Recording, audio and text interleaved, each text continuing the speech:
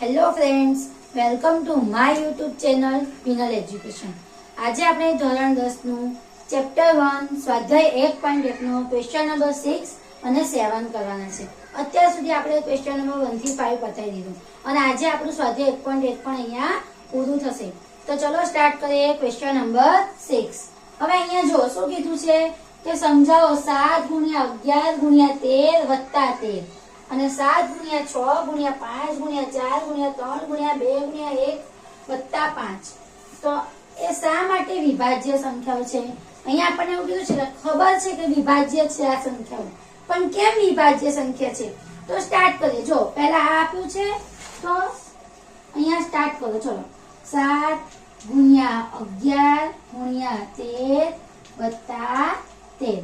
હવે અહીં જો અહીંયા બે પદ છે, સરવાળાની આગળ જે હોય એને એક પદ કહેવાય અને સરવાળા પછી જે એને બીજું પદ કહેવાય। તો આ બંને પદમાં શું સરખું છે? 13। તો બંનેમાંથી 13 કોમન નીકળશે તો અહીંયા આપણે 13 બહાર કાઢી લઈએ તો અહીંયા કૌંસમાં શું આવે? 7 * 11।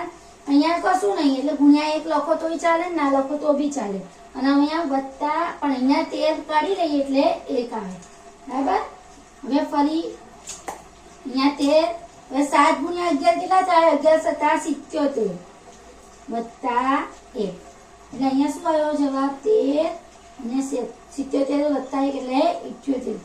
હવે જો તમને અહીંયા ખ્યાલ હોય તો આપણે આગળ જે ઇન્ટ્રોડક્શન નો લેક્ચર હતો થિયરીમાં મેં તમને શીખવાડ્યું હતું કે વિભાજ્ય સંખ્યાઓ અને અવિભાજ્ય સંખ્યાઓ। તો વિભાજ્ય સંખ્યા કોની કહેવાય? કે જેને બે કરતા વધારે અવિભાજ્ય અવયવ પડતા હોય। જેમ કે 4 છે તો 4 ના આપણે અવિભાજ્ય અવયવ ગણીએ તો 1 થાય, 1 ના ઘડિયામાં 4 આવે, 2 ના ઘડિયામાં આવે અને 4 ના ઘડિયામાં પણ આવે, બરાબર। કે જેના અવિભાજ્ય અવયવ બે કરતા વધારે હોય તેને વિભાજ્ય સંખ્યા કહેવાય। હવે અહીંયા જો આ જે જવાબ આવ્યો ઓલરેડી બે અવયવ તો પડે જ છે।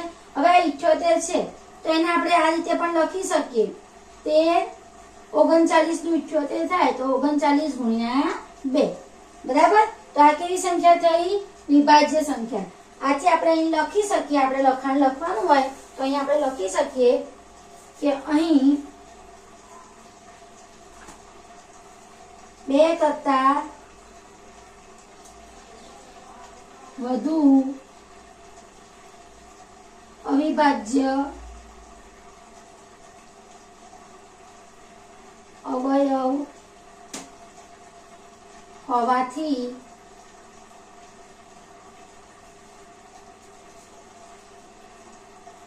આપેલ સંખ્યા વિભાજ્ય છે, બરાબર।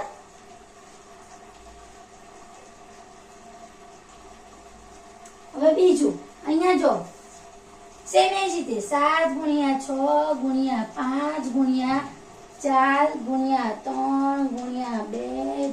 1 + 5 અહીંયા પણ સરવાળા પછી 5 છે અને અહીંયા પણ 5 આવે છે તો એમાંથી પણ આપણે 5 ને સામાન્ય કાઢીએ તો શું થાય? 5 નીકળી જાય તો 7 * 6 * 4 * 3 * 2 * 1 બરાબર। તો અહીંયા 7 × 6 = 42 થાય ગુણ્યા 4 × 12 = 24 = 24 એટલે 24 + 1। તમે આ બેનો ગુણાકાર કરશો તો જવાબ શું આવશે? 1008 આવશે। તો 1008 + 1 એટલે શું આવ્યું? 1009, બરાબર। એટલે અહીંયા પણ બે અવિભાજ્ય તો અવયવ આયા અને ત્રીજો અવયવ કોઈ ગુણ્યા 1 કરો તો પણ એ ત્રીજો શું થાય? અવિભાજ્ય અવયવ થાય। એટલે અહીંયા પણ આપણે લખવાનું કે અહીંયા પણ બે કરતા વધુ અવિભાજ્ય અવયવ હોવાથી આપેલ જે સંખ્યા છે તો રકમ છે, બરાબર, એ કેવું છે? વિભાજ્ય છે। નેક્સ્ટ દાખલો છે ક્વેશ્ચન 7 કે એક રમતના મેદાનમાં વર્તુળાકાર માર્ગ છે, બરાબર। સોનિયાને તેનું એક પરિભ્રમણ પૂર્ણ કરતા 18 મિનિટ લાગે છે, જ્યારે રવિને એક પરિભ્રમણ પૂર્ણ કરતા 12 મિનિટ લાગે છે। ધારો કે બંને એક જ સમયે એક જ બિંદુએથી એક જ દિશામાં પરિભ્રમણ કરવાનું પ્રારંભ કરે છે તો કેટલી મિનિટ બાદ બંને ફરી પ્રારંભ બિંદુ પર ભેગા થાય?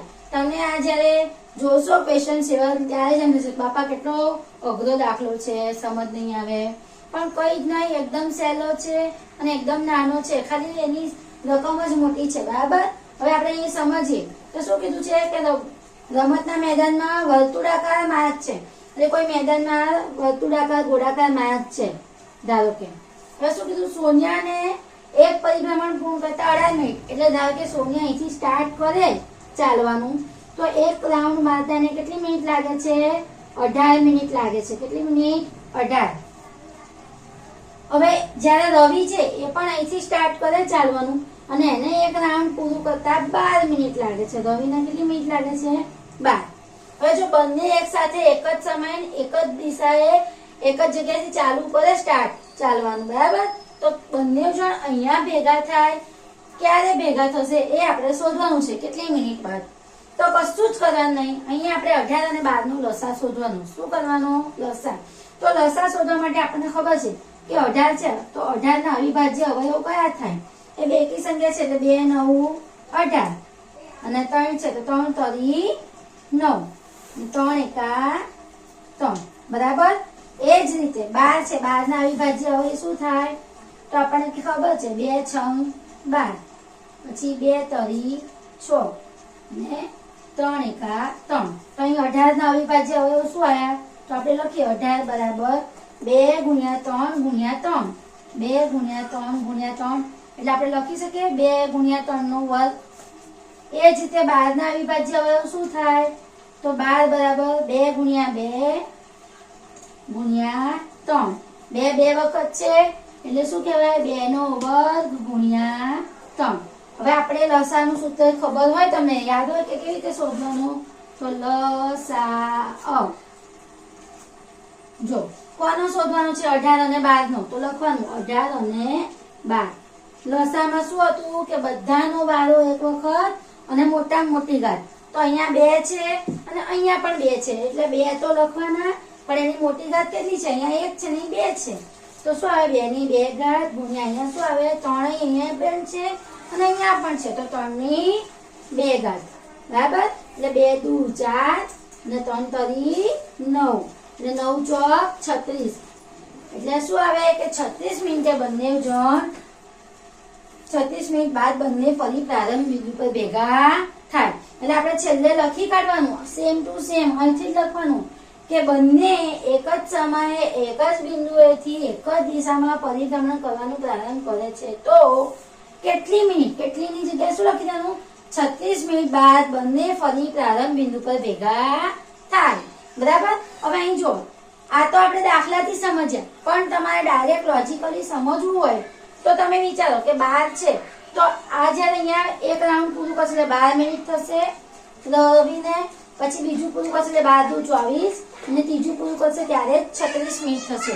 જ્યારે સોનિયાને એક રાઉન્ડ 18 મિનિટે અને બીજું રાઉન્ડ પણ પૂરું કરશે ત્યારે પણ 36, એટલે 36 મિનિટે બંને જણા અહીંયા પ્રારંભ બિંદુએ પાછા ભેગા થશે.